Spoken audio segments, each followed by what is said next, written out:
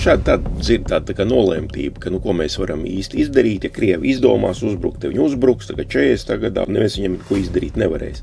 Ienāca Krievi, dzīvoja Krievi, un mēs dzīvojām tāpatās PSRS. Bet jāsaprot, ka šodien ir kardināli cits stāvoklis nekā 40. gadā.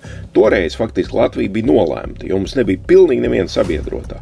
Francija bija okupēta, Polija bija sakauta, un starp krieviem un vāciešiem bija sadarbības līgums. Mums nebija ne pie viena pie kā vērsties. Un 44. gadā bija vēl sliktāk, tad Krievu pusē pat bija arī angļu un amerikāņi. Šodien turpretī stāvoklis ir absolūti apgriezts. Šodien mūsu pusē ir visa Eiropa un Amerika, un Krievu pusē nav neviena. Viņiem faktiski šodien nav sabiedrotie.